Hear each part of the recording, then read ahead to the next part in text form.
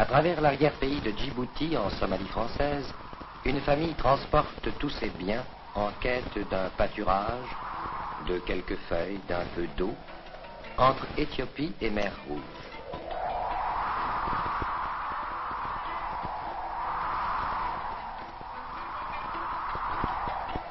À l'étape, ces longues perches soutenant des nattes deviendront maisons.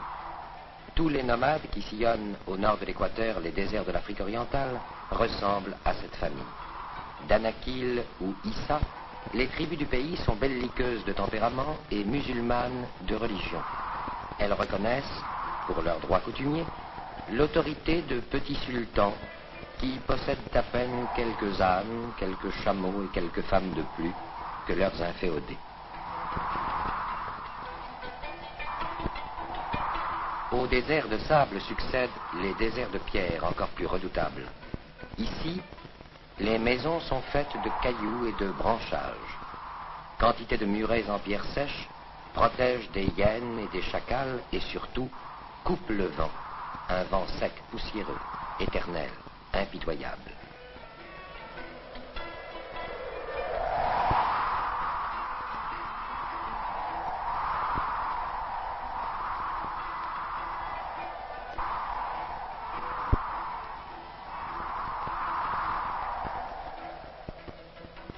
Les pierres de Somalie. On imagine que si des âmes s'accrochaient à la lune, ils ne vivraient pas autrement. Le dieu de l'islam règne et les voix du Caire se font entendre jusqu'ici. Jalouse de la présence française à Djibouti, la femme Issa est belle. L'homme est fier et courageux.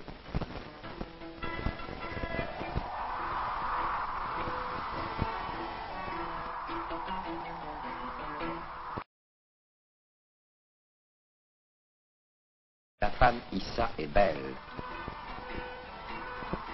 L'homme est fier et courageux.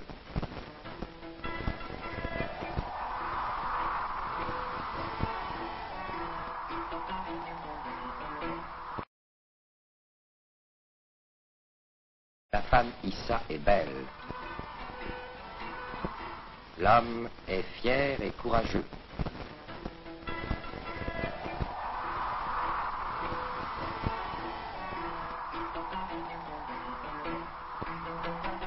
La vie est simple.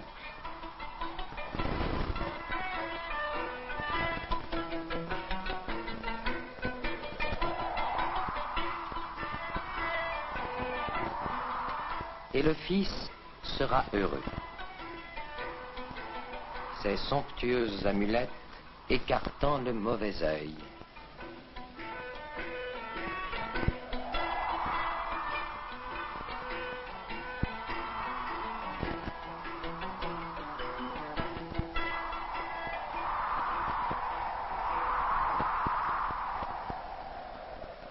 Vue de haut, la terre semble plus lunaire encore.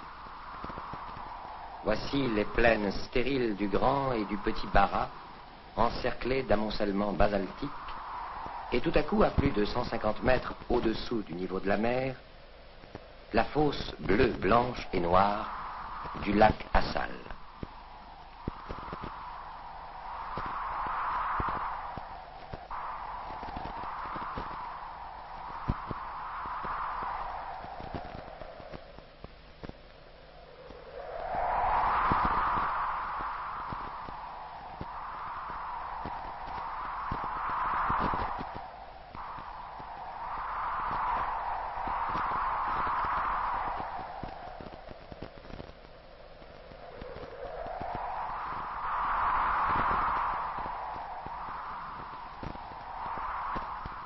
Ces banquises tropicales sont faites de sel.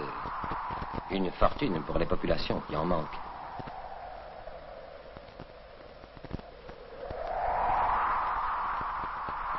Les sauniers, les voici. Point noir dans la claire immensité. Une caravane, puis deux.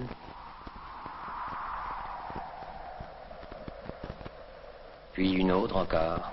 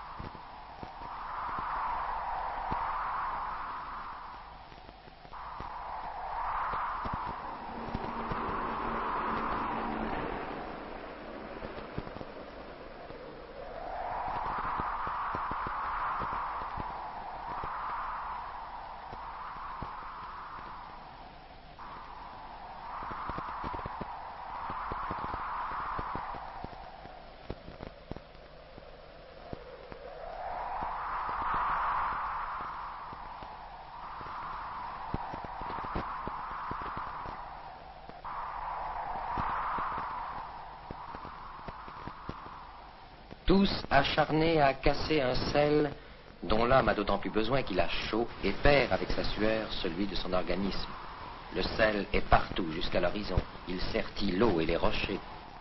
Il n'est que de venir le chercher. La caravane est arrivée. Pour la nuit, des couvertures tendues entre les roues des jeeps nous permettront de résister jusqu'à l'aube au vent, toujours impitoyable, et ici, salé.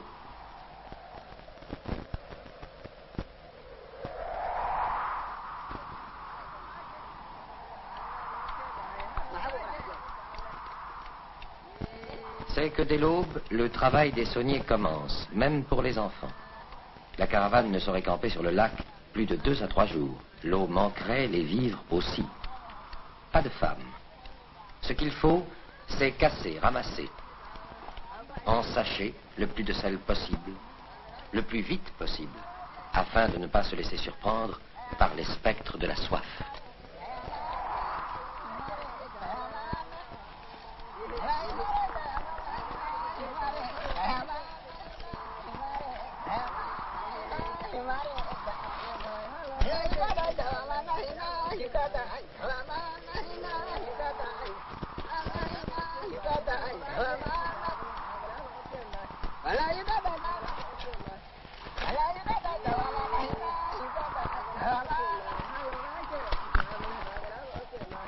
Lorsqu'ils auront vendu leur sel là-haut en Éthiopie, contre quelques vivres et un peu de bois, les caravaniers reviendront.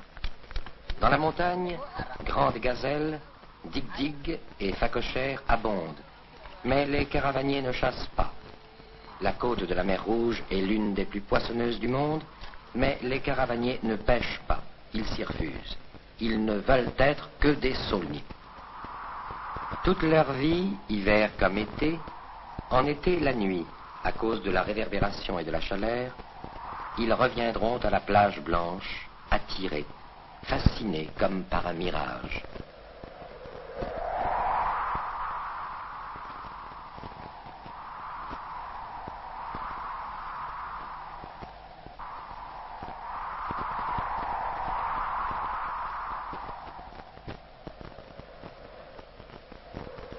Cristaux étincelants de sel ou de gel. Regardez bien. Ici, c'est le lac Assal, dans l'arrière-pays de Djibouti, le lac et ses fleurs de sel.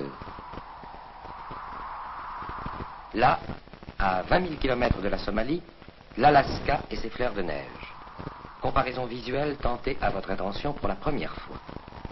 Du tropique au pôle, rapprochement inédit avec la vraie banquise, ces caravanes de caribous, eux aussi en quête de pâture, ces bœufs musqués, points noirs dans la neige, comme les chameaux sur le sel, et ces esquimaux, non moins pauvres au sein de leur toundra glacée que les caravaniers de Somalie, au cœur de leur désert brûlant.